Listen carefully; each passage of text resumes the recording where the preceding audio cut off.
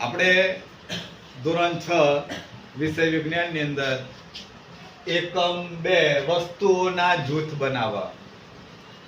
દરેક પ્રકારની જે વસ્તુ છે એને આપણે જુદા જુદા વર્ગમાં કયા કયા જૂથમાં વર્ગીકરણ કરી શકીએ એ માટેનું છે ને પ્રવૃત્તિ છે આપણી આજે પદાર્થ તરે છે કે ડૂબે છે. પદાર્થ તરે છે કે ડૂબે છે પાણીમાં, તો એનું આપણે આજે વર્ગીકરણ કરીએ. તો એને માટે શું જોઈશે? તો સૌથી પહેલા તો આ પ્લાસ્ટિકના ટબમાં છે પાણી, પારદર્શક પ્લાસ્ટિકના ગ્લાસ લીધા છે, લોખંડની ખીલી છે, લાકડું, પથ્થર, સંચો પ્લાસ્ટિકનો, બોટલનું ઢાંકણ છે, રબર છે અને આ પેનનું ઢાંકણ ને આપણે આ ટાઈલ્સનો એક ટુકડો લીધો છે.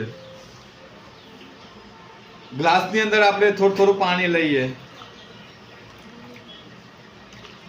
કેમ પારદર્શક લેવાના? તમે જોઈ શકો કે અંદર પદાર્થ ડૂબ્યો છે કે તર્યો છે. હવે આપણે એક એક પદાર્થની અંદર ગ્લાસમાં મૂકતા જઈએ. શું કરીએ? ગ્લાસની અંદર મૂકતા જઈએ અને કોઠાની અંદર એનું વર્ગીકરણ કરીએ. તો સૌથી પહેલા શું લઈએ આપણે? ખીલી. શું લઈએ છીએ આપણે? ચલો, એ ખીલીને હું વધારે પાણી ભરું એટલે તમને ખબર પડે. ચલો, તો ખીલી, લોખંડની ખીલી લીધી, તો એ તરે છે કે ડૂબે છે? ડૂબે છે.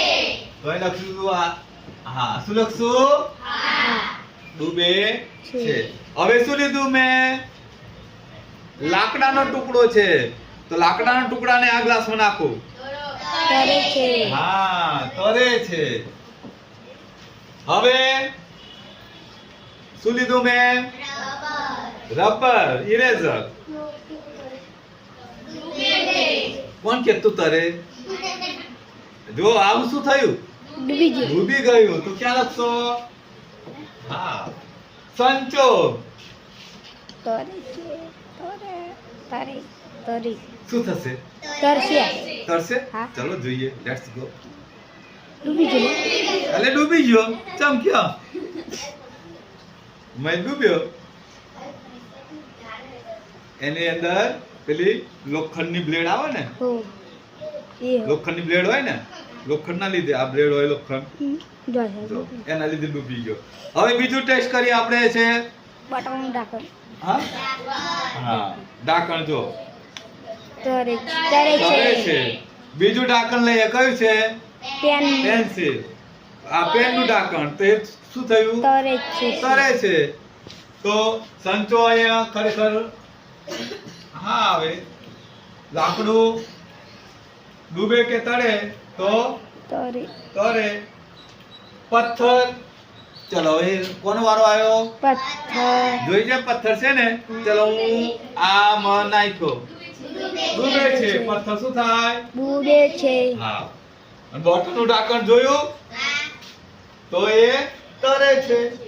તો આ રીતે આપણને કઈ વસ્તુ તરે છે અને કઈ વસ્તુ ડૂબે છે આપણે અહીંયા જોઈ શકીએ છીએ. જો તમને ગ્લાસમાં પણ જોઈ શકતા હશો કે ખીલી છે, પથ્થર છે, ઉપરથી પણ જો દેખાય છે ને.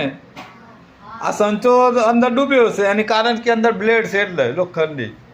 ચલો, જો જોઈ શકો છો તમે ગ્લાસમાં દેખાય છે ને ચોખ્ખું, સરસ એવું.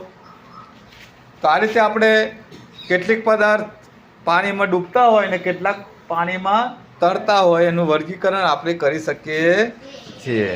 અને આ રીતે આપણે કોઠાની અંદર એની નોંધ કરવાની છે. તમે પણ તમારી નોટબુકમાં આ કોઠાની નોંધ કરી લો.